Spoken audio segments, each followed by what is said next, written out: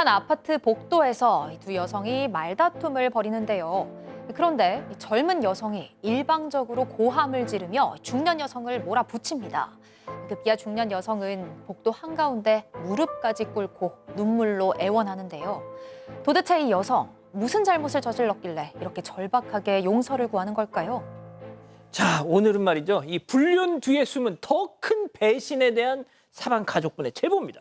네, 오늘의 제보자는 40대 여성입니다. 10년 전에 이 남편이 뭐라고 얘기하냐면 아는 형이 사우나를 찜질방은 오픈했는데 24시간 찜질방이다. 근데 내가 거기서 일을 하게 됐기 때문에 우리가 집도 머니까 이제 주말 부부를 해야 될 것 같다. 내가 뭐 열심히 일하겠다 이런 식으로 얘기를 했어요.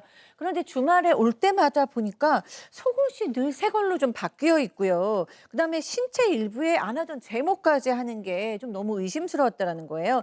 그래서 남편이 잠든 사이에 휴대폰을 좀 봐야겠다라고 생각하면서 휴대폰을 아무리 찾아도 없는 거예요. 그래서 다 찾다 보니까 결국 신발장 안에서 휴대폰이 발견됐습니다. 아하. 그러니까 이런 상황을 대비해서 잠들기 전에 신발장에다가 휴대폰을 숨겨놓고 잤던 거예요.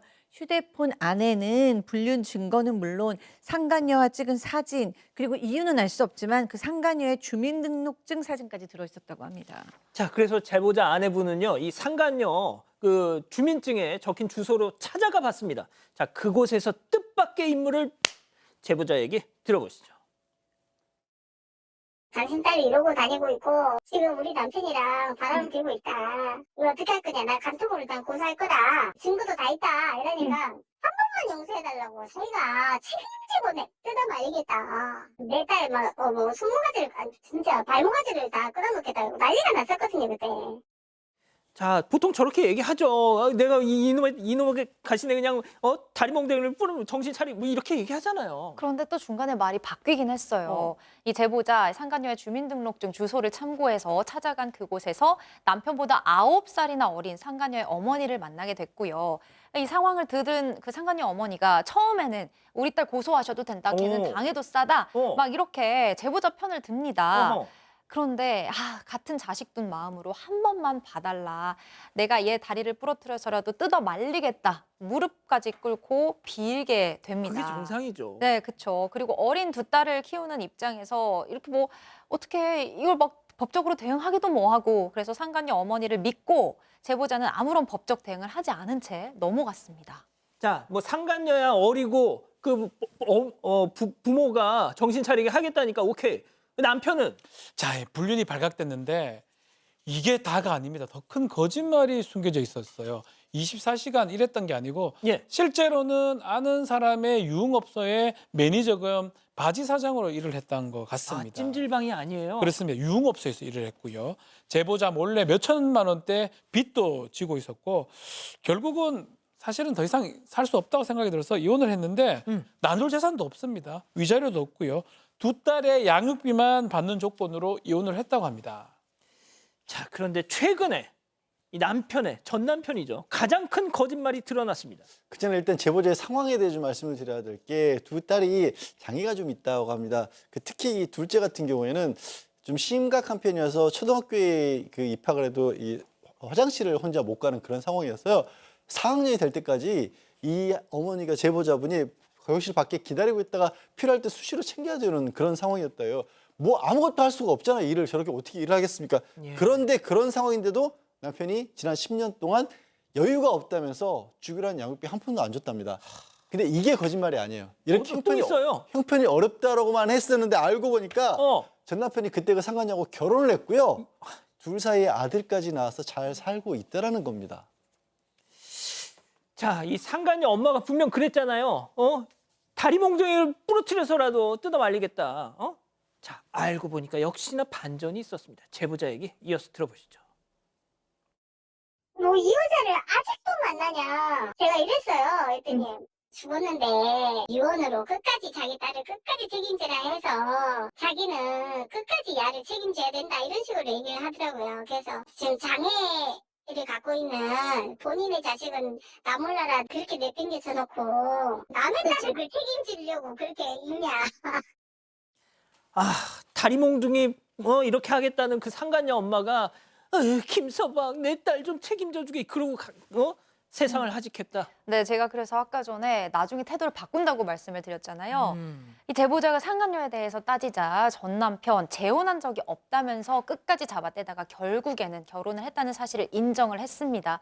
그러면서 하는 말, 상간녀 어머니가 돌아가시기 전에 우리 딸 끝까지 책임져 달라 이런 유언을 남겼다. 그걸 어떻게 저버릴 수가 있냐는 겁니다.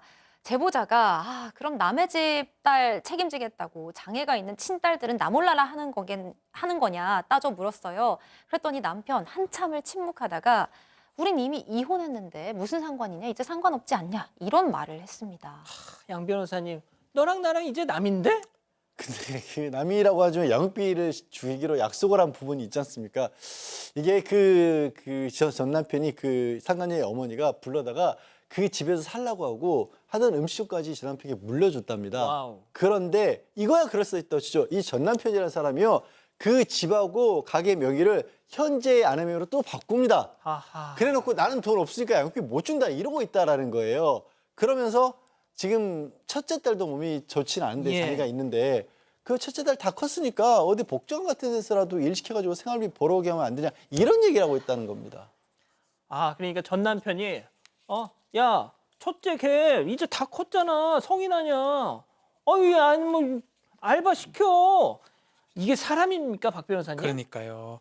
이게 사실 부모로서의 기본도 지금 안 돼 있는 상황이고 양육비를 주기로 약속을 했으면 그걸 지켜야 되는데 끝까지 이행을 하지 않으려고 합니다. 핑계 같이 그 상간녀 어머니의 유언은 다 줄라 그러고 양육비를 안 하고 있는 그런 상황인데 결국 양육비를 지급을 이행하지 않고 있으면 이행명령 청구를 법원에 하거나 또 성인이 된다고 하더라도 이미 미지급한 거 양육비에 대해서 과거 양육비 청구가 가능합니다. 뭐 법적으로 조치를 좀 취해서 양육비를 반드시 받을 수 있도록 해야 될 것 같습니다. 양 변호사님, 근데 다 재산을 지금 상간녀한테 돌려놨다면서요.